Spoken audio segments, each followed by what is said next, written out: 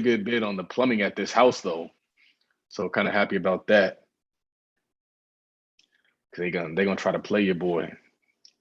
They gonna try to play you. When you first come in the game, they try to play you. Episode Raphael's tires. Yeah. Tweet Talk. Episode 20. Episode Red Bull. Man, yesterday I think I was tired because I didn't have any Red Bull. I've been drinking a lot of Red Bull. Now that I don't drink alcohol, I've been supplementing with caffeine. I drink a lot of caffeine. So problem is that's not just caffeine, it's also a whole lot of sugar too. Yeah, but there's always something wrong with everything. You drink too much water, they're gonna be like, you drinking too much water. That's the wrong water, dude. Your water's supposed to be pH balanced, dude. There's blah blah blah. It's like, fam. Did you know that you could actually die from drinking too much water? Like there's such a thing as there's actually a thing like H2O poisoning. Like there's always something, man. Crazy. So, you could die from drinking too much alcohol. You could die from drinking too much water. But anyway, welcome to Tweet Talk, the Black Wealth Podcast, where we discuss tweets and building black wealth. Be sure to follow us on Twitter at Tweet Talk Pod. That's POD. Follow myself, Raphael, on Twitter at Work Money Life, and my co-host Charles on Twitter at Real Todd Billion. Where's the link? Did you? I gotta go on YouTube and find it. Streaming live, so I can tweet it. Right. Let me get on. Almost forgot. If you don't go live, it didn't happen. It's funny that EYL has really turned into like just interviewing rappers and entertainers. No knock against them, but I don't know. I think people need more than that. I don't know. It grows the platform, but it's like I kind of tuned it out when it became that because it's like I can't. What DJ Khaled is doing doesn't really impress me. Right. It's kind of weird. It's like Breakfast Club. I like when Breakfast Club brings rappers on. They talk business, but I don't really care when like platforms that are kind of supposed to be catered to the average man gets on there and talks to rappers. I don't know why I don't care as much.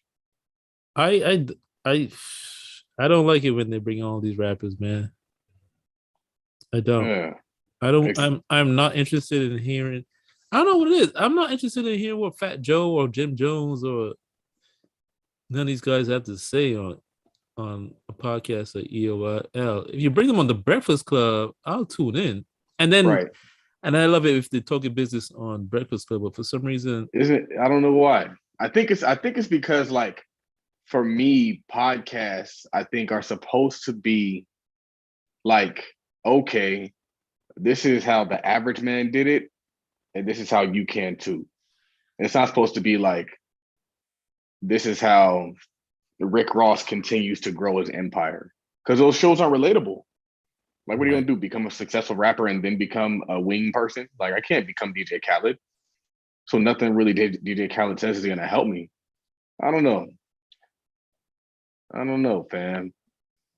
Yeah, I don't like it. Unless it's like somebody who I know is business person, like Dame Dash, Master P. Right. That's different. Yes. Because I know they're ground up dudes. They make money. Like, I don't have time to waste at this point.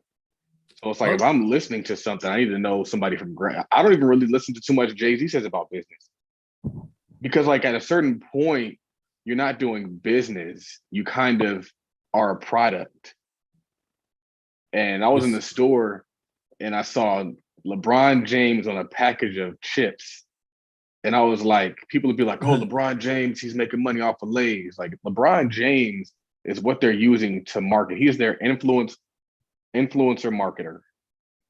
He's not in the big boardroom negotiating deal points. Welcome to Tweet Talk, you guys, where we talk about Black wealth and we dissect these tweets. Right. But yeah. I mean, I don't know. And sometimes these rappers, not all of them, but sometimes they don't really. It's like they don't really know what they're talking about. Just a figurehead. That's what I'm saying. There's somebody they paid to give them clout. You don't go to a basketball player and say, "Hey, let's do business," because they're great at business. You do it because they're great at basketball, and they have a following because they're great at basketball. You know, LeBron James has 4 million followers, probably more. I think it's like 12 million followers on Instagram. Within everyone. That's crazy. I'll give it to him though. He making his money, but a lot of the stuff he does isn't relatable. It's cool. I think it's cool to talk about it, but there's only so much you learn from it though. Exactly. It's like, what am I learning from this whole experience? LeBron James has 111 million followers. 111 million followers. That's ridiculous. That's crazy. That's money right there, unless Instagram is crushing your algorithm like they do. That is, they like to crush algorithms and crush your reach. That is crazy. So, Charles, give us a recap. This is the first full day in Detroit, right? You could say that. Recap the day. So, Charles, the day I fly in is usually like a full day because I fly in and I land at like 6. So I still did a lot of work on the day that I was here. I walked the flip that I'm doing. I showed up there by myself, and then I walked it with the contractor. And then we went to 2 homes. One home is Healy, which is the first one we bought, and I'd never seen the inside of them since the tenants left it, so I didn't know what to expect. So the Healy house, both of the homes that had tenants in them had pipes burst, because that's what happens when it gets really cold and there's water in the pipes, or there's water in the pipes burst. So it was really bad at the Griggs house. Luckily, it was just in the basement. Well, part of it was in the basement. Some of it was actually in the house. So it was like flowing on the floor. So that floor is kind of damaged. It was hardwood. So I'm gonna have to put new floor on top of that, which sucks. But junked both the houses, cleaned them out. Stuff that is very straightforward, but that a tenant or a contractor will take forever to get done, because it's been a day and they didn't get it done today. So it's like, bro, like, I need this shit done, man. I don't got time to be wasting. These folks, they be wasting my time. Even the people you hire, they don't even be executing really. So mostly it's just been looking at the properties that are existing, but then also getting a better understanding of what's there. So the 2 properties, I mean, when somebody gives you an explanation or a description over the phone, you never know what you're walking into. You could be walking into a madhouse. Thankfully, it wasn't that bad. I think we could just turn them. I really think we got to stop overthinking it and put carpet in it, paint it, clean up the bathroom and the kitchen, and call it a day. $3,000 turn. I can pay $1,000 for carpet, $1,000 for paint, and call it a day, Rafael. That's how you run a business, efficiency. So that's where I'm at. Yeah. So overall, you would say it was a productive day, right? Yeah, I mean, one of the things that I did that I've been holding on to is and I've been asking these people to do it, but they've been lagging. And that's my thing, is I'm here to do the things that they be lagging on doing, which is damn near everything. So I needed to have lock boxes on every single house with a key for it. Every single house, whether there's a tenant in there or not, I don't care. Why? Because if there's a maintenance issue, I need to be able to have access to that property, whether or not the tenant's there or not. If I need to get a rehab, if it's a house that has like a vacancy, I need to have somebody that can come in there and do the work, whether I have somebody there or not. Because if I don't have a key there, I have to coordinate having an actual individual there to take care of these things. So I'm like, nah, every house gets a lockbox. The lockbox codes are gonna be the same on every lockbox. And I'm gonna have a key to get into that house. So then I could say, hey, go clean this house, take pictures when it's done, and send them here. And it gets done. And then I got a clean house, and so I can start building upon that slate. And so I did that. I've gotten pictures, I've gotten videos. I've looked at about 7 other properties to potentially acquire. So they're looking at some flip opportunities. The opportunities in Detroit are abounding. It's a unique market because for the longest time, there weren't comps. So you're looking at a house to flip, but there's no homes in that area that have been repaired, that have been sold for you to even determine what it's worth. Now the downside now is the as is values are going up. So they're wanting $100,000 for a home in its as is condition, and people are paying it. And so back in the day, you can get these homes for like 10, 20 grand. Now they want 100 grand for them because the comps in the area are like 250. So you buy it for 100 grand, you put 50 to 75 into it, now you can sell it for 250. There's a lot of opportunity in Detroit that was not here before. A lot of really nice spreads that are here that weren't here before. So I've been very busy. But the most important thing, I only have 2 days left, and the most important thing is make sure I get actual things done. Like I don't like to talk. So I need to follow up with the contractors, talk to them every day, get end of day updates, and really get this going, because yeah, things need to be happening. Things need to be happening. Now, you had a tweet. Now, I know you were talking about the weather, but you said real bosses can thrive in any climate. I know you were talking about the weather, but yeah, it was interesting because I was supposed to be here last week, and this is why you got to be careful who you let give you advice. I was supposed to be here last week, and everybody was like, "Oh, don't go! It's snowing! It's a blizzard! It's this! It's that!" And I was like, "All right, I'm not gonna go." And then other people were like, "Well, don't go to Detroit in the wintertime. Don't go in February. Wait until it gets warm." People are they'll give you a bunch of reasons to not do anything. And even when you started investing in Detroit, people were like, "Don't invest there. I don't know why you buy a bunch of homes in Detroit." Those folks 5 years later ain't got no rentals. They ain't got no tenants. They ain't got nothing. And so the thing is I realized like it's not that bad. Like even today it was like 40 degrees. I was just chilling. Like I had on a sweatshirt, not even like a full coat like I normally did. Like the first day I got here, I had on a full coat, I had a full scarf, and like I was just trudging through it. You got to get it done, man. And I found that I was just able to maneuver through it. You find ways to get it done. So whenever I come to Detroit, I get a Jeep because I know I'm gonna need to be driving over some stuff, and I don't want to be trying to drive over that stuff in a car. So like the key really is to adapt. And that's the point of thriving in any environment, any climate, is you adapt.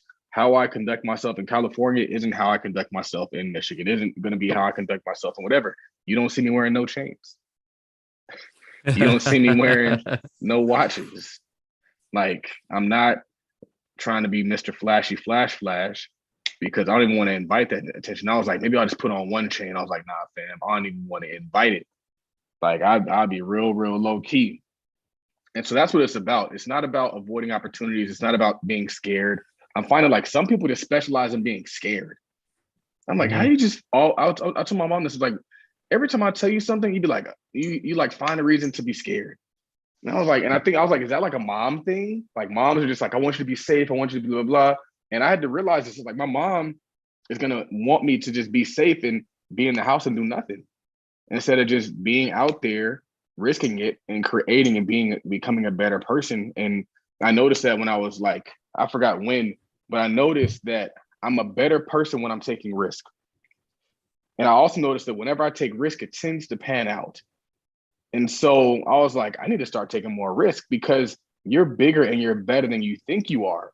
And so everything that I would like try to do or strive to do, there was always somebody there saying, no, don't, can't, won't, expensive. And you're just going to get more of the same if you live like that. Your life is going to look exactly how it looks now next year if you don't ever take any risk. If you don't ever take a chance. It's going to look exactly the same. You will have not improved, not moved any iota. That's not what life is. Yeah, because my next one I was going to touch on is you said focus on your money, brother. Take some more chances. And I didn't say that because I knew you were going to bring it up. But that's a Larry June line, and he actually said N-word instead of brother, but I had to modify it. But it's so true. I meant to turn that into a tweet or to an Instagram post. It's like, we got to take chances, man. We're so afraid. And what I'm finding is like, fortune favors the bold. Opportunity favors the bold. And you know what? worst case scenario, you step into opportunity, you got to back out of an opportunity. It is what it is. I've had situations where when I got my second office, that was like a risk. I was like, man, just getting the first one was like something. Now I got two. And you know what happened? I found out like I don't need that second office. So I closed the one in LA. And now the office that was a risk is my main office. And I love that office. And even with me now, I'm trying to think of like moving to Detroit and getting a place in Detroit. And so I'm all nervous and anxious and looking at different things. But I was thinking, I was like, man, I'm only really going to be here 2 weeks out of the month. So what if I Airbnb it for those other 2 weeks? Or what if I do whatever and find different ways to make it happen? Or if I get a car and then I find different ways to like throw it or whatever that might look like. Like there's all these different things I could be doing and growing. And those things make you bigger. And the bigger you are, the better you are. But we're so afraid to take those big risks. But the people that we admire, people doing big things. So you look at Scotty, he's doing a big project. And that's why we admire what he's doing. You look at Chris Senegal, they're doing big projects. That's why we admire them. Nobody admires the guy doing little stuff. Nobody admires the person who isn't crushing it with massive numbers. Like we want to do things that make us admirable, and we have to risk things. I was telling my mom this. I was like, you know what? There's literally nobody that I know that's doing what I'm doing. So there's really nobody who can really tell me either it can work or it can't work. There's no blueprint for this. Nobody that I know has all these different things going on. No, I don't know anybody. And so like that alone is a risk, but you reach a point where it's like, well, what's the next step? There's no path to follow. So I'm just guessing and creating at this point in time. But the thing is you can always back out of it. So yeah, you get an apartment, you lease that apartment, whatever that looks like. If you can't stay there, hey, I'm gonna pay up the lease until whatever, or whatever that might look like, or I'll sublease it, or I'll like let them know like, hey, I thought this was gonna work out. It's not gonna work out now. So I'm gonna have to leave earlier. Whatever that might look like. You might have to go a month to month lease, might do a 6-month lease, whatever that looks like. But there's opportunity there. And we're only gonna grow if we take those chances. Yeah, man. Because it's like you said, otherwise next year is just gonna look like last year. Or it might be worse because in truth, in life, nothing really staying still. You're either moving forward or backwards. Yeah. Can't really stay still, man. And then also I look at how much it costs when I come here and I get a hotel. Like a hotel room could be $250 a night. Or I'm in an Airbnb right now and this is like $150 a night. So I'm here for 5 nights. That adds up quick. That's like $750 for 5 nights. And so like that's almost as much as your rent would be. Your rent, I don't know how much the rents are in downtown. I gotta look, but let's say it's about $15,000 to $2,000. Sounds like a lot of money. But if I can structure it in a way where I can kind of hack it a little bit, it won't be. And that's just the mindset. It's like, how can I hack this? How can I make this so it cash flows? How can I make this so it's an opportunity that pays me? Yeah, I was looking for a way, right? Yep. I was looking for a way. Now, you had a tweet that I thought was interesting. You said a large part of the real estate business is just having more money than other people so you can do things they can't do and then charging them for access. What do you mean by that? I've never wanted to say that, but I think that's what it is, man. Like, if you think about it, this stuff shouldn't be that expensive. Like real estate should not be that expensive. And it used to not be that expensive. It's just gotten progressively more and more and more and more expensive. Such that the reason why tenants rent isn't because they're like, you know what, I'm gonna rent. It's because they just can't afford to own. They can't afford to get financing. Their credit's not in the right place, which usually is a function of their income. Credit is largely a function of your income. If you have low income, you probably have bad credit. If you have high income, you more than likely have good credit. I'm pretty sure the statistics show if you make over $100,000, you probably have better credit. There's people out there literally making like $12,000 a year, $20,000 a year. And so they're bridging the gap between poverty and comfortability with credit. And then what happens? They default on the credit because they didn't have the money to pay for it in the first place. They barely could afford the life they had. There literally are folks making pennies working full jobs, making like $13 an hour, $14 an hour. That security guard, he ain't making no money. That person working at Chipotle, they ain't making no money. And they're probably working full time, not making no money. This is real life out here. And so, what was that tweet again? About having more money than other people so you can do things Right. you can't do. And so what happens is all this money is fake, man. All this money is fake. And I believe that these countries where there's like these rich people, I think they just give, it's not like a meritocracy like America is. And so hear me out. You have these people coming from Asia, coming from a different country, and they're just like really, really wealthy. And it's like, well, how'd they get the money? Well, the country printed the money and they gave it to them. I was in San Diego and I saw this huge yacht. And the owner of the yacht is like some politician in Russia. And like that's how he makes his money. He's a politician. Like, does that make sense? Or you look at like certain African countries and like the government people are the wealthiest, the senators and those, they're the wealthiest because it's not a meritocracy. It's not like in America where you produce a product, you get rich. It's like, no, the government, we just got the money. So therefore we say he's rich. And we just printed the money, we just gave him the money. However they disguise it. I think that's really what happens. Fight me if they want to. So anyway, my point is that I'm noticing that real estate really is just a money play. It's really just a way to keep the rich people richer. Because like when we were talking to Scotty, they have a hard time creating affordable housing. Why? Because special interest groups, the people that donate the money to the politicians, are creating market rate housing. And so the government isn't incentivized to do what's in the best interest of the people. They're to do what's in the best interest of them staying in office and then making sure that their rich friends stay richer. And so I'm just finding that like the reason why we can do these things is so we can afford to do these things. The reason why we get to own these homes is because we can afford to turn these homes. And it's like a system that's set up to create the very system that America was set up to not have. So America was set up so that you don't have like royalty and you don't have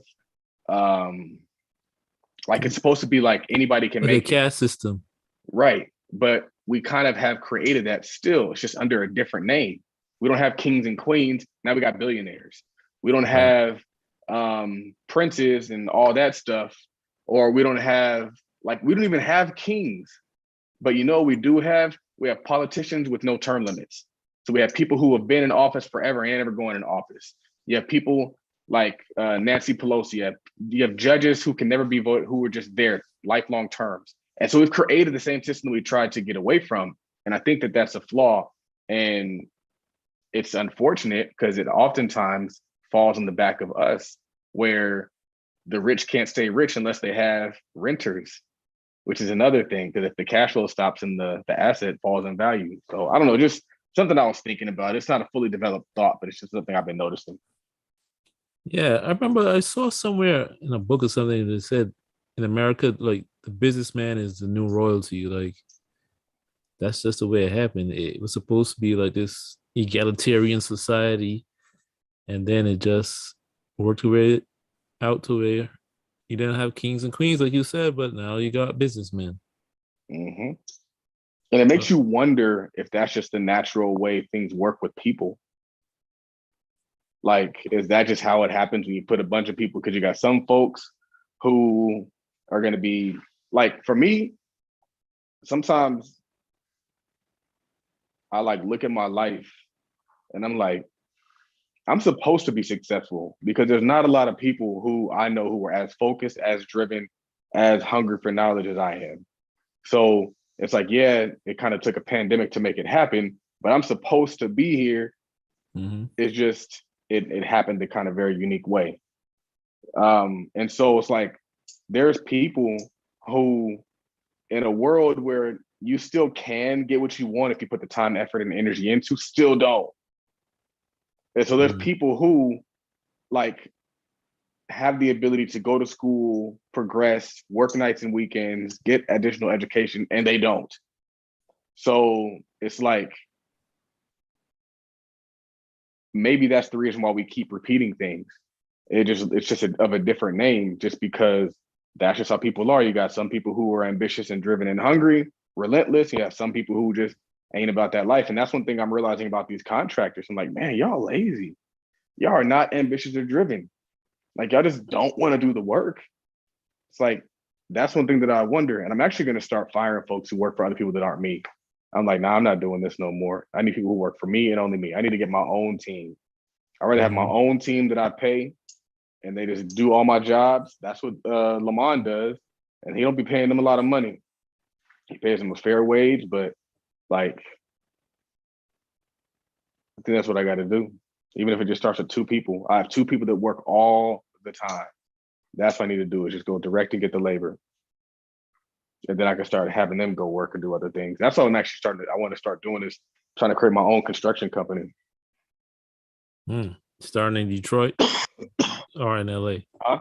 Where are you gonna start it, in Detroit or LA? I still, as much as I bash Detroit, there's just so much opportunity out here that's accessible. Granted, it's starting to get very expensive, but there's still, compared to California, it's just opportunity abounds. There's stuff that you can't do. Like, somebody was like, hey, what do you do out here? Do you have any homes? Like, yeah, we got like 10 homes. I was like, I could never really say that in California. I mean, I could if I leverage financing and do all that. I could get there, but it's just, I don't know, it just seems so much easier out here. Yeah, imagine how much leverage you can use in Detroit. But yeah, so you also say, on the other hand, we also need to acknowledge America is expensive AF, and they also keep our incomes low to keep us in our place and out of their neighborhoods. You know what frustrates me about like all this relationship talk on the timeline is folks be capping. And so women will get on the internet and they'll say like, I'm not going 50-50, or I'm not paying the rent. But they don't say it's because I'm broke and I'm barely getting by. So it's not that they just like choose not to do it. It's that they couldn't do it if they wanted to. Like, most of them don't have such great paying jobs that they could even pay for your dates and your meals if they wanted to. And so even with like buying homes and renting and all that stuff, like, a lot of folks are struggling. They need each other. A lot of dudes can't do all these things, not because they're greedy and they're just sitting on a big pile of money. No, they're broke and they're barely getting by, and they're working jobs that aren't paying them as much as they want to pay them. And they aren't able to buy these homes because they're not getting paid that much, especially compared to like the cost of living. But nobody's willing to just say like, bruh, I'm broke and I need you. Not like, oh, well, I'm a woman, so you should be doing this and this. Like, no, like, and that's one thing I've said before, is like, men would do more things for women if women just said like, hey, you know what? I actually need your help. And I could go so much further if I had you. Instead, the narrative is, I don't need no man. Men ain't this. A man can't do nothing for me, blah, blah, blah. And really, it's all cap. They're out there struggling. They're barely getting by. And statistically, it shows it. I think like the average net worth of Black women is like $15. It might even be a negative number. Like, the average net worth of Black women is not much. Want to know why? Because they're getting all this education and they got a bunch of student loans. Their net worth is negative. And they're probably never going to pay it off. And so my thing is, we aren't honest with each other. And if we're not honest, we're going to keep going around in circles, and people are going to keep arguing because they have too much of an ego to just tell the truth. Like, bruh, I can't afford to take you out. I'm sorry. But maybe when I get into my financial peak, I will. And that's another thing, is there's a lot of people who are discounting young men who have not yet reached their financial peak. And so that's one of the things that I even talked about, like with people who I know who have kids at like a young age, and maybe they're like in their early 20s, and the dude's like not able to really do all that he can. And they're like, well, you ain't shit. I don't need you. And then he turns 35 and he's a whole beast out here crushing it, job promoted him, doing all these really cool things. And you guys discounted him at 22 because we do that. We're like, you ain't never gonna be worth nothing. Like, bro, he's 22. You aren't worth nothing at 22 unless you were in the military, which a lot of them take for granted, and they be acting like it was all them when it really was the military that did it for them. But anyway, my point is that like the conversation online is a bunch of cat. It's a bunch of people who are struggling, acting like they're doing certain things by choice when that's not the case. And it's very expensive to not be married. It's very financially constraining to not be married. And they're not making it easy. The rents went up. Rents have gone up multiple times. Home values have gone up all through this pandemic. Everything has increased in price except for your salary. And folks need to start combining resources, combining living expenses. Otherwise, they're just going to choke to death. Now, I just had to talk about this, man. The video is going around from No Jump.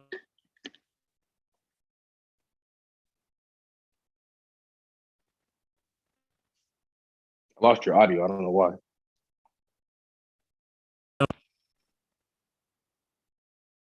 Can you hear me now? Yep. Yeah, I don't know what happened. It just went out. Anyway. Check your mic because you sound kind of far away now. I want to make sure your mic is plugged in. Should be good. It says it's connected. Yeah. But I don't know what happened with that. You're back now. It sounds like normal now. But the clip has been going around the internet from No Jumper of Jim Jones in the Gucci store having a hissy fit because he was at the Gucci store for 2 hours shopping and wasn't getting any good service. They were ignoring him. They didn't bring him any water. They didn't show him any amenities. They didn't treat him right.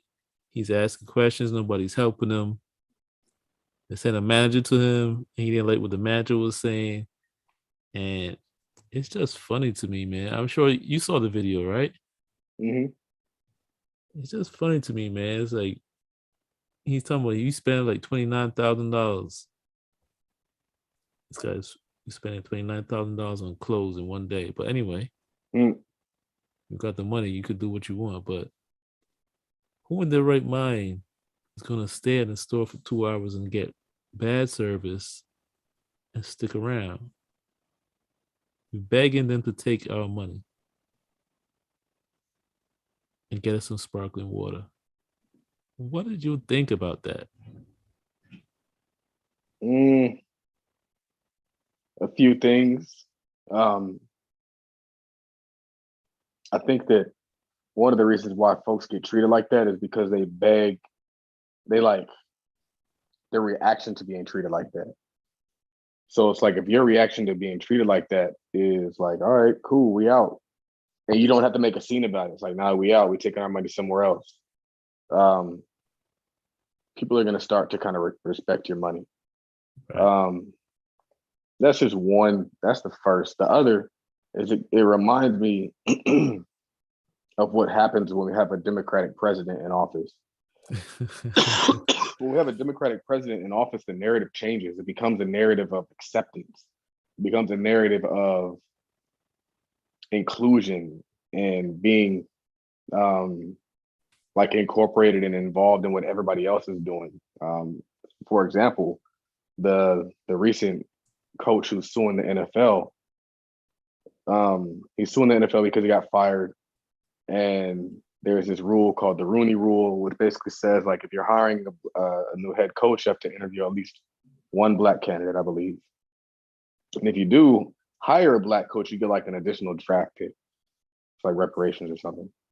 And so my problem is, I remember when this whole Kaepernick thing happened, and I think Donald Trump was in office, the whole conversation was, all right, we're building our own league, we're starting our own league, blah, blah, blah. And now it's like, oh, well, they need to hire more Black coaches. And so they hired a Black coach. I don't know if you saw him, but the Black coach was like some dude whose grandma was Black. So like his grandma was Black and like nobody else was Black. And they're like, oh, you hired a minority coach, so you get a free draft pick, and they hired him for like the 49ers head coach or the Miami Dolphins head coach. My thing is like, I don't want your charity, man. There's a quote that says charity degrades the receiver. I don't want your charity. I don't want um and the other part of that quote is that it hardens the person who gives the charity. So it's like whenever we have a Democrat in office, it shifts from do for self and it comes to like, what can you do for me? And that's not healthy for a culture. In AA, they have this thing. It's they say that like Alcohol Anonymous should be self-funded, and they're denying contributions from outside sources because if you pay the piper, then the piper gets to select the tune. So no, he who pays the piper gets to select the tune. So the people that pay you get to then control you. The people that fund you get to then control you. The people that give you opportunity get to control you.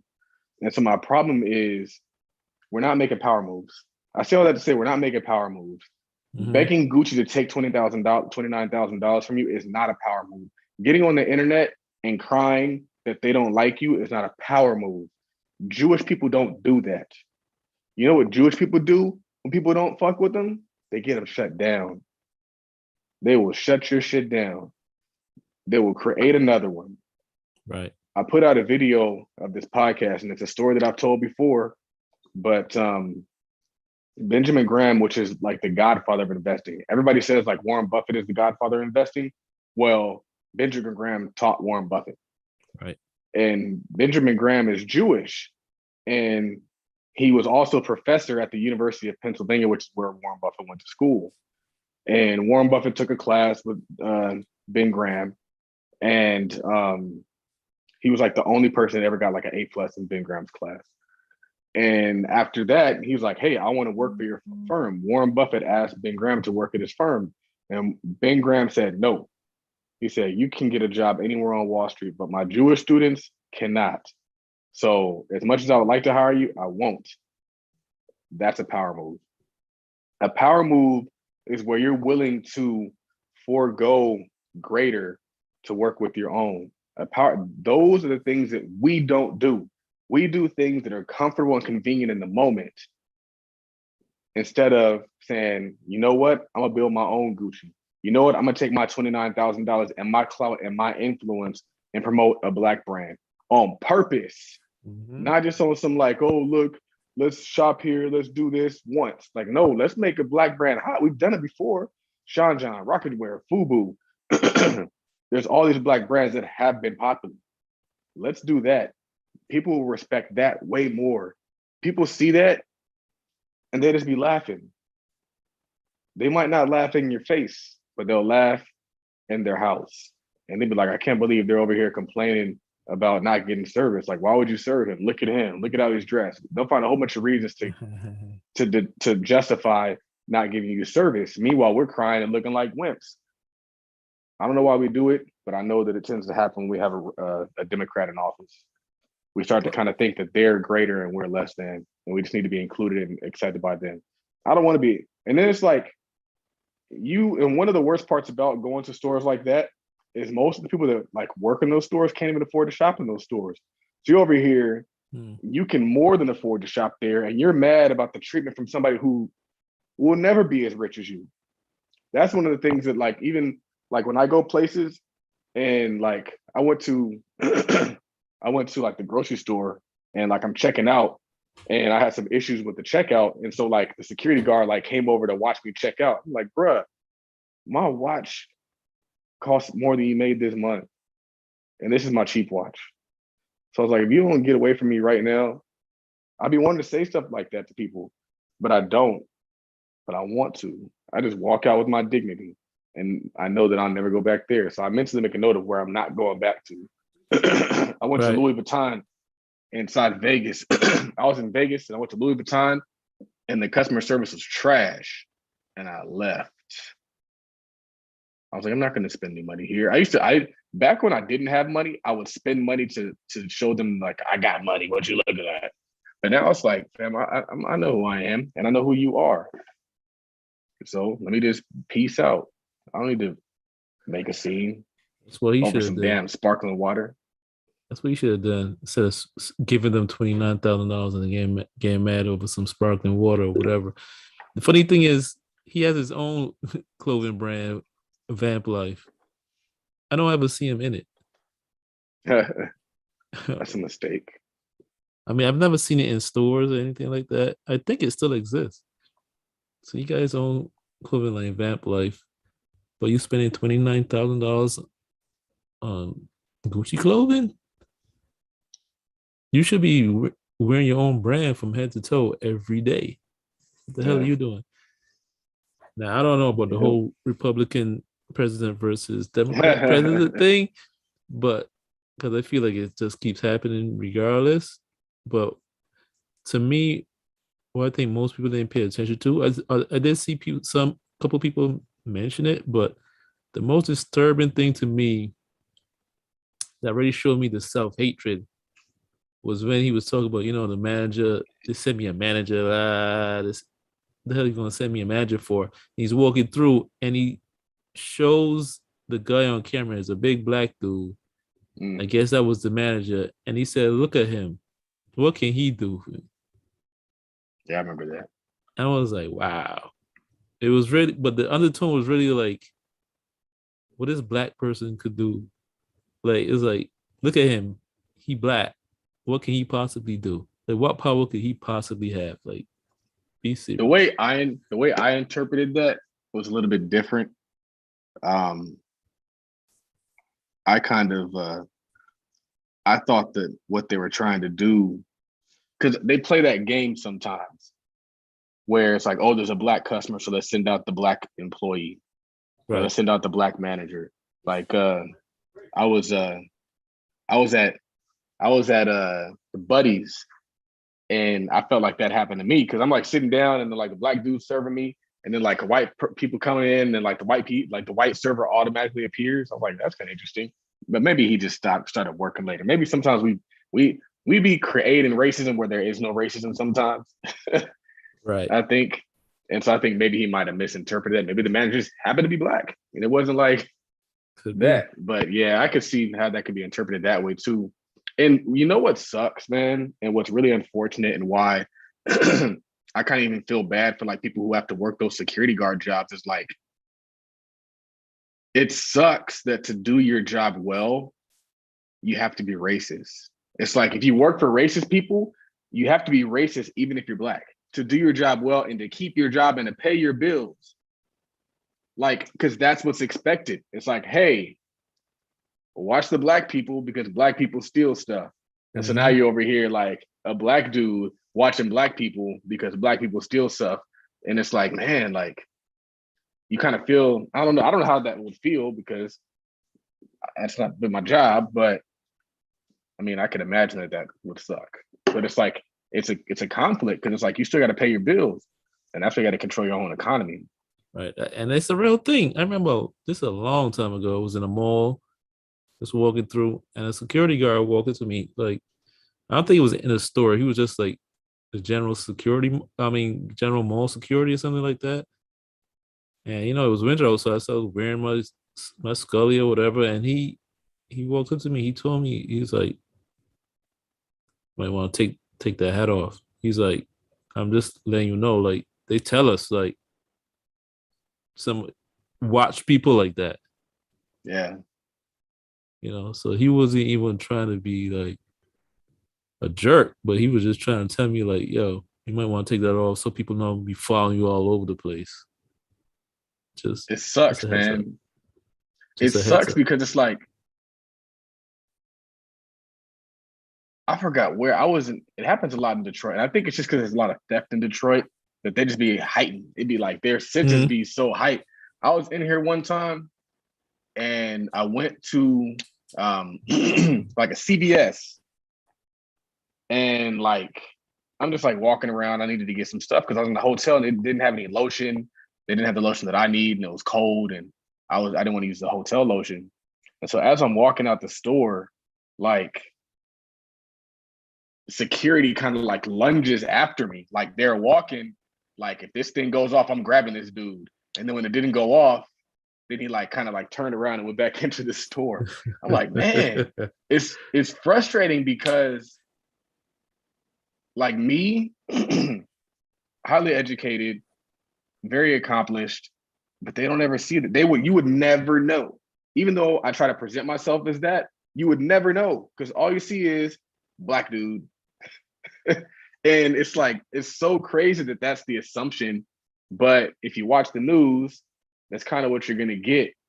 And so for me, I just kind of live with it because I know that it's not me, it's just the stereotype. But a lot of times it's justified. So it's like, I can't, I struggle getting mad because it's like there are Black dudes out there robbing folks. And so it's just like, it kind of, it's something I've got to live with, unfortunately. I don't know what I'm going to do. Change everybody? I can't do that. Can't do that. But it's what's funny. I just realized, like, you know, some people will say like, you know, if it's a Black business that slips up or gives you bad service, people love to go to the internet and complain or whatever. And people say like, yeah, well, you don't complain when Gucci do it or something like that. So he's complaining about Gucci, but the way he did it is different. So if it's a Black business that gives you bad service, what do? They walk out, they don't spend money, and they dog them out. And dog them out. Now, him with Gucci, he's complaining on the internet, but he's still there.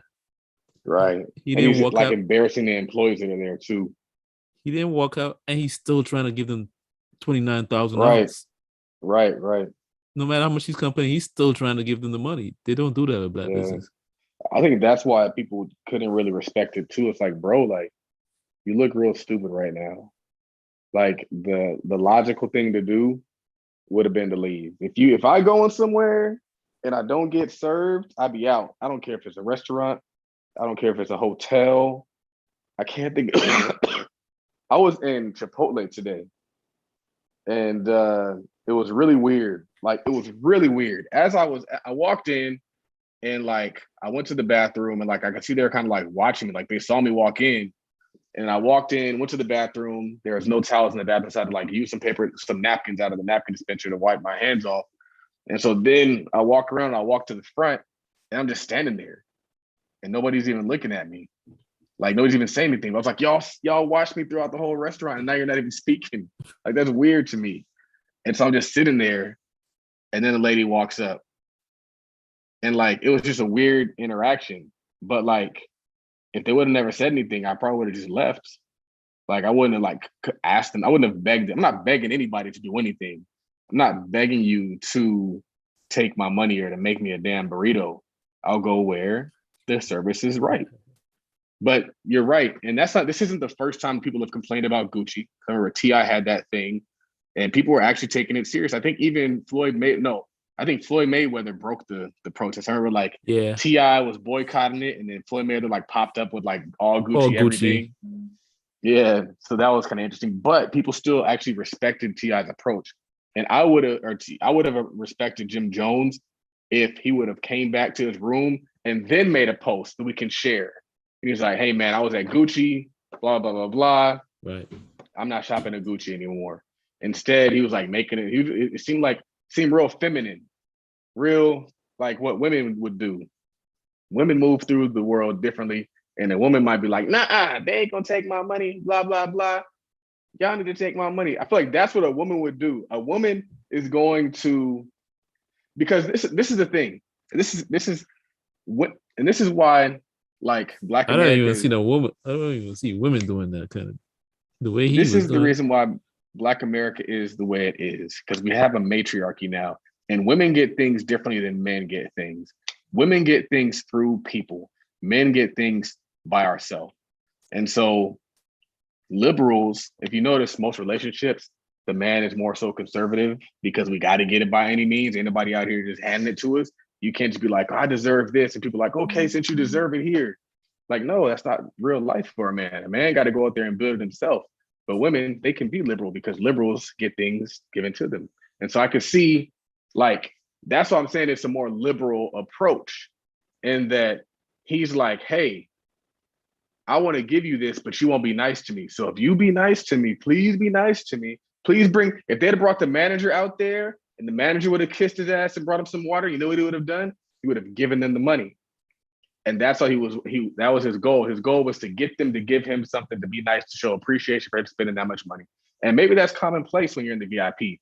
That's probably what it is. When you're in VIP, like when just like you have certain expectations when you go into first class and they give you a drink, like that's the expectation. It's like, boom, drink, snack, let's roll.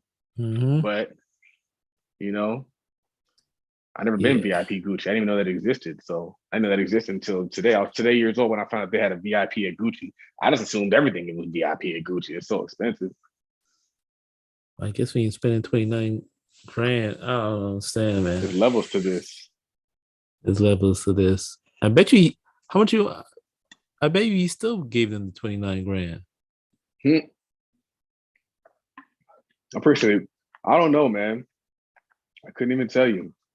I bet he still did it, even after that whole video. It's just dumb, man. Even the funny thing is the first person I saw like retweeted or whatever was Ian, the master investor. What did he say? Which was interesting because he's like in that earn your leisure stratosphere, and he said, I don't know if it was last week or what, but on one of the Market Monday episodes, he said one of the problems with Black people is that we don't stay on code. We should be boycotting certain people to show like economic power or what have you. That's not exactly what he said, but when he reposted the Jim Jones video, he said we should be boycotting for 5 years, show some discipline. And that's who's going to do it. And I thought that was kind of bold, like, because Jim Jones was on Earn Your Leisure, so he's kind of like in that space. Is like, but he wasn't afraid to say it. Like, should be boycotting them for at least 5 years. Show some discipline. Yeah, make them feel it. They got to make them feel it. That was the reason why the bus boycott worked, because they made them feel it, and they got inconvenienced. It was a long term. They were committed. They were willing to do it as long as necessary. They were riding. They're carpooling. Some people were walking. People made whatever sacrifice they could. But I don't know. We don't got it like that no more. The only thing is, I believe you should boycott them. The only problem I think is there's two problems. Number one is like everybody talks about the 1.3 trillion. Now they're talking about $1.6 trillion worth of Black spending power, blah, blah, blah. It's like, wow, that's interesting. Sounds like a lot of money. But if we got $1.6 trillion worth of spending power, what does everybody else have? Yeah, I think I saw a stat that said like white spending power is like 13 trillion. It was a number that was a multiple of the Black spending power, but it wasn't like as crazy as I thought it would be, like 100 trillion or something. But I think it was like 13. So I've actually seen the number. So it's kind of like if we only 13% of the population in the country, like how much we are not, even though we probably spend way too much with these companies, we are not the ones keeping them up in business. Right. So that's why it's like, how do you boycott? It's like Black people saying that they're going to boycott the Four Seasons. But I think though, even though we don't carry them, I still think they would have more respect for us if we actually did it. I think they would still notice. They wouldn't go out of business, but they would notice. Yeah, honestly, when you're dealing with that much money, a small percentage is still a lot of money. Right. So, and then also the free promotion that we give them too. Yeah, that's walking around looking like a Gucci billboard, So the other people actually might spend more money, but they're not posting on the gram with it like we do. Yeah. But the second problem I see with it is kind of like what Claude Anderson says. It's like, all right, so if you boycott them, what's the alternative? If you don't have Black-owned alternatives, how long can you boycott them? What are you gonna say? I'm not gonna go to the white owned grocery store. Mhm. What grocery store Well, you I gonna go mean, to? creating a grocery store is a lot easier than creating like a brand with prestige. But I mean, people have done it. Telfar did it. Um, Right. but see, that's the thing. A lot of progress comes through creation. So it's not that you just stop doing something. You also have to start doing something. And Right. so it's kind of like if you want to get in shape, it's not enough just to stop eating bad food. You also got to start exercising. It's not enough just to stop spending money poorly. You got to also start increasing your income as well. So there's two actions that are required. We have to, if we want to progress as a community, we got to stop doing stuff that pulls us down. And we got to also start doing things that push us up. And a lot of us aren't willing to do that. A lot of us are just like, instead of creating, we rather be included in somebody else's creations. And that's why we can't ever get ahead. You can't get ahead like that, man. Now you touched on this earlier. Well, you had a tweet where you said, "I get to be the boss because I have the most education." Yeah, I was thinking about that. I was like, man, this is interesting that like I get to be the boss of a lot of stuff, but then I start realizing like I'm highly educated. And I had to tell somebody that today because like I've been looking at his business and his business sucks. And he's also not progressing financially. So I'm like, bruh, like you need the people love to say college is just a piece of paper, but it's really not. College is not a piece of paper. It gives you the ability to think, it gives you the ability to problem solve, it gives you the ability to understand the numbers. Just like I was talking to Scotty, there's a reason why he is where he is because that accounting and that finance takes you so far. When you have a grasp of the numbers and financial modeling, you can understand if a project makes sense based off of the numbers. Quite honestly, I need to create a model. I think I'm gonna do that tonight. Creating a model to analyze these deals. Like, all right, this is the average like cost to do the rehab based off of this number, based off of this number, based off of this number. This is the acquisition cost. This is what the comps are. This is the most that I can pay for this property. And that's how you make your offers. You start making your offers based off of the numbers. So I have that education. I have that experience. I understand the law. Most people don't understand the law. I understand financial statements. Most people don't understand financial statements. I understand a lot of things that make me good at business that a Mhm. lot of people don't have. And so they're just guessing. They don't even know what a financial statement is or how to create one. But I know how to do, they don't even know the taxes. They don't know any of that stuff. Business formation. They don't know it. But I do know it. And so that's why I get to be the boss, because I know things people don't know. I get to be the boss because I've read books people haven't read. I get to be the boss because I listen to podcasts they don't listen to. I get to be the boss because of all these different things. Now, the cool thing that I've noticed, because as we were talking to Scotty, I was like, man, it was cool that we had dinner together. Like, I'm noticing that the podcast increases your network, but what also increases your network is just being a dope ass individual. And the doper you are, the more people you get to network with who are dope. So, yeah, I would say don't sleep on the education. It doesn't have to be college education. It could be course education. It could be book education. It could be podcast education. But you got to stop watching dumbass TV shows by 50 Cent and start educating yourself. Start watching stuff that's going to edify you and build you because that's going to allow you to grow as a business person and be the boss. So watching Power doesn't give you power. Nope. I don't know. Nah. I'm so I, tired of them damn shows. I I don't was even hoping he seen was an gonna do episode. something. I was hoping he was gonna do something productive, but it's like, man, you just created like 3 more shows. They're all about the same thing: selling drugs.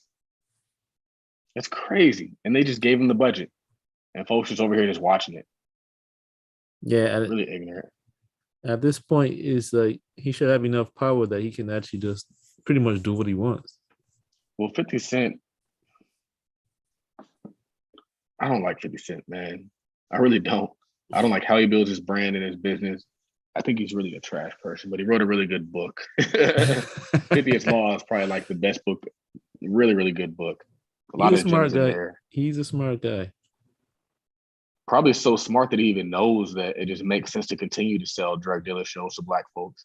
Like, I don't think to a certain extent, and this is like the craziest thing about it, man. It's just like what came first, the infatuation with degrading entertainment or the degrading entertainment. Because like people, I think it was like pushed on us because back in the day, rap music was positive. Back in the day, rap music was progressive. Back in the day, our movies and our entertainment was the TV shows were progressive. You had TV shows about family and crazy, putting values into the community. And now everything is just pure ignorance. We got baby mama TV shows that have, honestly, I think the reason why a lot of these women get on these apps and talk the way they talk is because those baby mama TV shows. Right, man. Real Housewives of Atlanta, stuff like that, man. They follow that.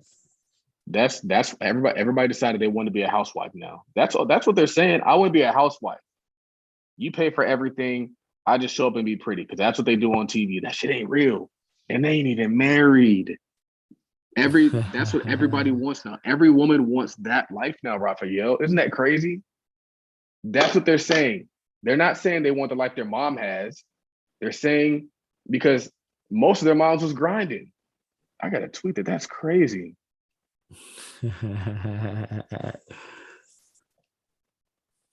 You said like money can't buy happiness, but I'm happiest when I can buy what I want. Yeah.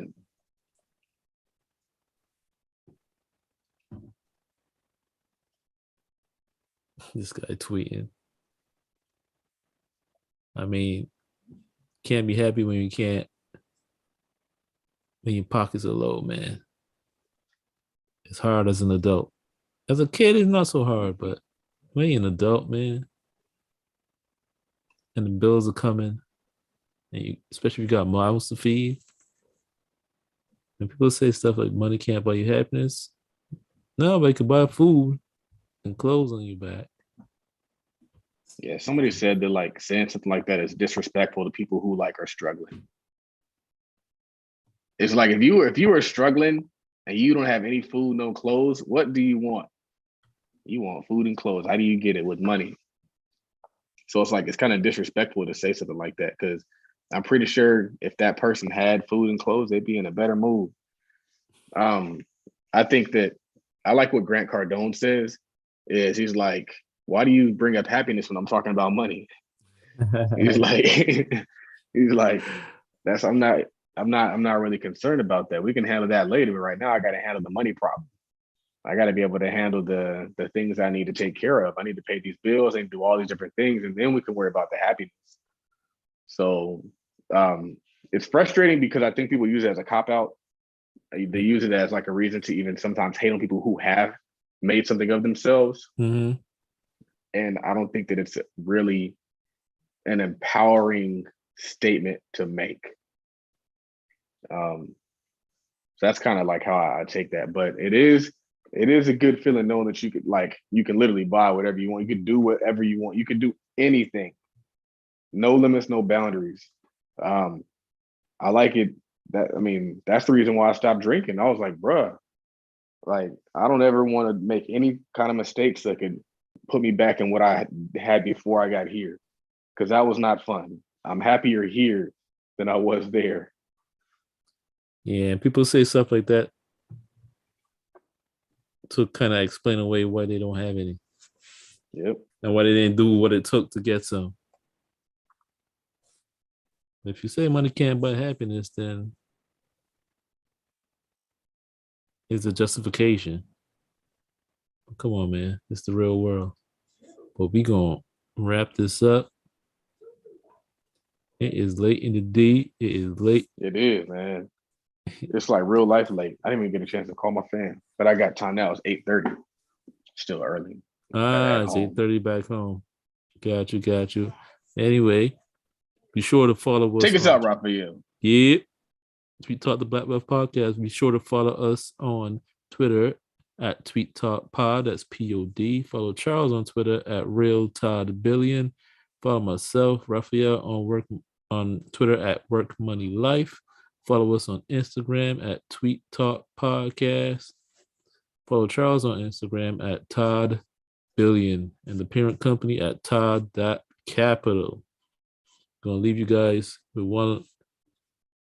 The first tweet we had, gonna leave you with that. Repeat it again. And Charles said, focus on your money, brother or sister. Take some more chances.